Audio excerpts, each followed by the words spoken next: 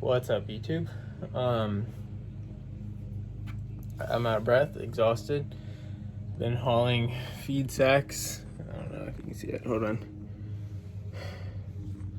A lot of feed sacks, and I still got more to go. I've been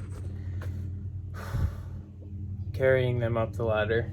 It's too heavy for the pulley system thing that I made. Pulley's good for the CSA boxes, but 50-pound feed sacks are a little much for that thing. Anyways. Whew. I just got back from Idaho. I went and helped Paul's daughter move from Squim to Idaho. I drove the U-Haul truck over there for him, helped him unload and everything, and just got back. I was over there for 4 days. That's another reason why I've got all this feed over here and there, and some more downstairs, or down the ladder, down ladders. I don't know, down ladder rings, whatever, at the bottom of the barn, on the floor, on the ground. Anyways, I got back. There's some dead chicks that I had to take care of. My meat birds came. Yeah, I lost a couple of them. It's kind of normal, I guess.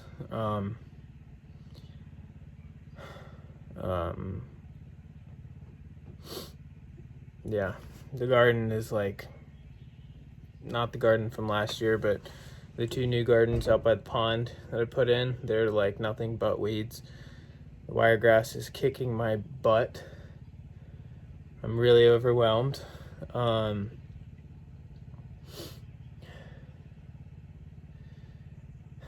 don't know. I'm gonna have to talk to Paul about it, but I don't know if I can't do this. I've pulled maybe 2/3 of the wiregrass roots out of the east pond garden. It was 8.5 wheelbarrow loads of just wiregrass roots, pure roots, hardly any dirt. And I've probably spent a good 40 hours doing just those 8.5 wheelbarrow loads. It was so, the soil was just so wet and soggy and heavy, and hold on, try to get comfortable. My arm's kind of sore holding the phone up like this. It's kind of pathetic. Anyways, what was I saying?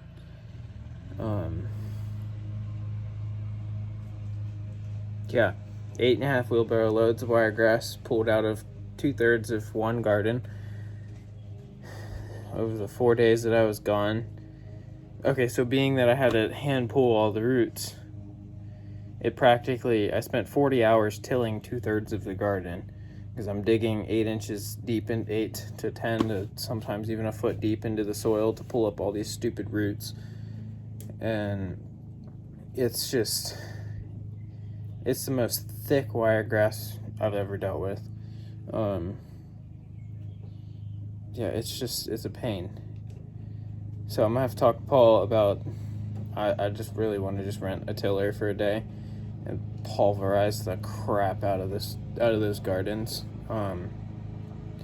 Just to really just pulverize the roots, because when I go in there and dig it up by hand to pull the roots out, I'm doing just as much damage as I would if I just tilled the darn thing and just blended the roots all up. If a couple small pieces sprout up, I have no problem pulling those out, but I'm killing myself doing this. Like, I don't know, it's not going to be worth it if I spend another 60 hours pulling all these freaking roots out. It's just me by myself, and I can't keep up with it. I've got so much going on. The orchard's getting weedy again, gotta weed that.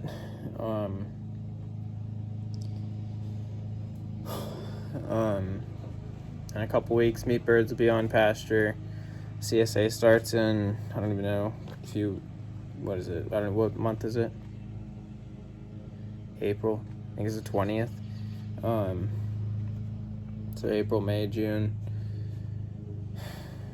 I've got a little over a month before the first CSA pickup day.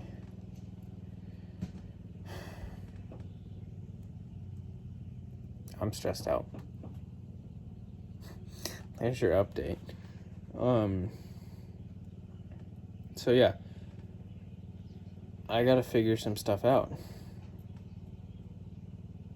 I mean, Paul tilled for 17 years in his garden, so I'm hoping he understands me having to till this area one time, because after this it's never going to be tilled again, and I've got so much stuff for my biological compost tea stuff and all the soil blah blah blah.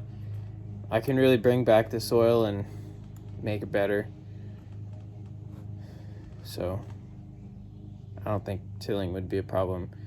Like the weeds from me hand tilling, it's literally I've weeded it with my stirrup hoe and with the mutineer hoe with the collinear head and everything and wire weeders and blah blah blah. I've weeded it 9 times since I've hand pulled all the wiregrass, because all the seeds that were way down yonder are brought to the surface, and they're all germinating and they're thriving just like my plants are out there. I've got cabbage and kale out there now, but yeah, it's gonna be a job just keeping the annual weeds that are germinating, keeping them down. So I don't know if I can't hand pull this anymore. Like I can't do it. Ideally I would have had a tarp down. I would have put, okay, here we go. Ideally, last fall, really last summer, I would have put some pigs down, had them till it up, then put chickens down for a couple months, and then put a tarp on it, and that would probably have been it until spring.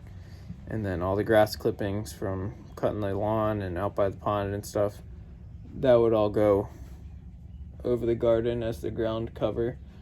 And then next year I would have put compost down or something. I don't know, whatever. Doesn't matter, because I didn't do that. I didn't even know I was going to do the CSA until halfway through the winter. Or no, I guess, yeah, about December, I guess I decided.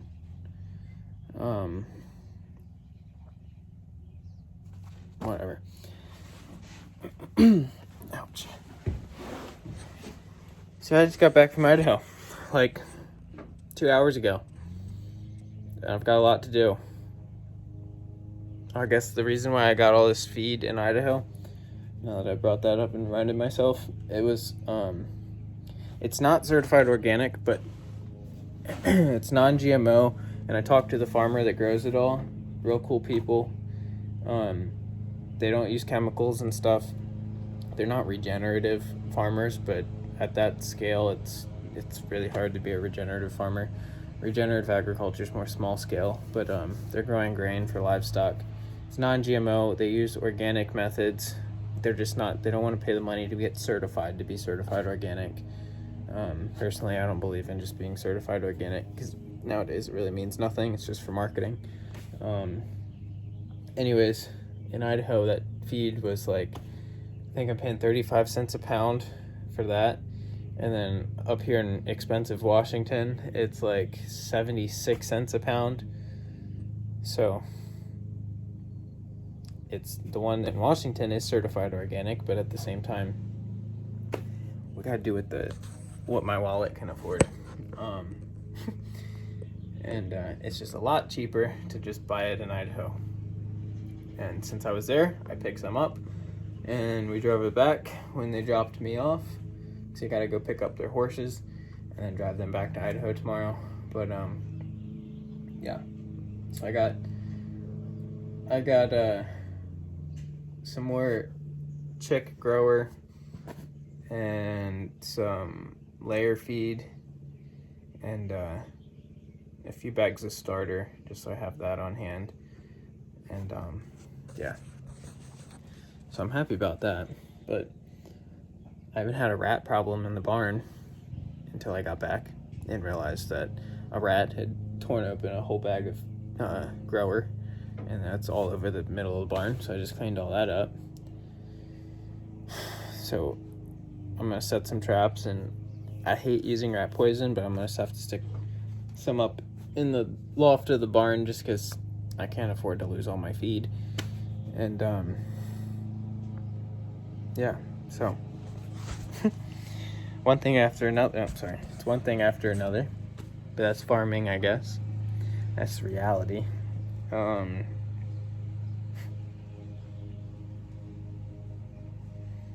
Yeah. So, I don't know. What do you guys think? Is it worth it to just till? I say it is. It kind of goes against my no-till religion kind of thing that I have. I've been so anti-tilling the soil and working the soil for my whole life. I've never tilled. But at this point, I don't think I have a choice. Because, like I said, it's literally killing me to hand pull it all. Like, I've got Lyme's disease. I don't know if all you know that. That takes a big toll on me. And it sucks.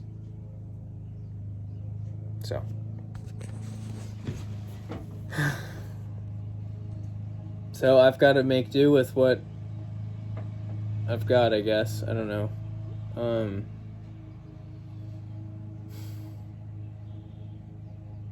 Yeah.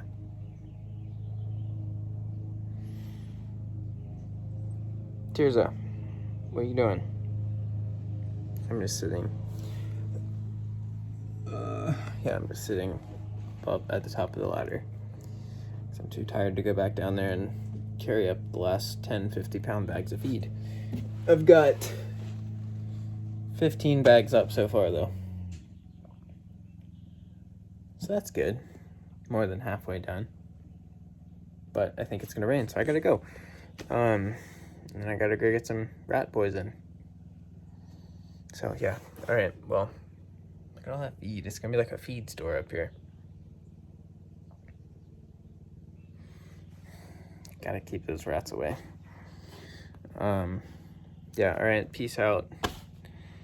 Hope your gardening endeavors are going a little smoother than mine are right now. Gardening and farming and what else? That kind of covers it all. All right, I'm out. Don't forget to rate, comment, subscribe for more. Hopefully the next videos aren't as boring and bad as this one. I just don't care, and I'm not editing this, so you're getting me in my raw, exhausted, stressed out state of being. Adios.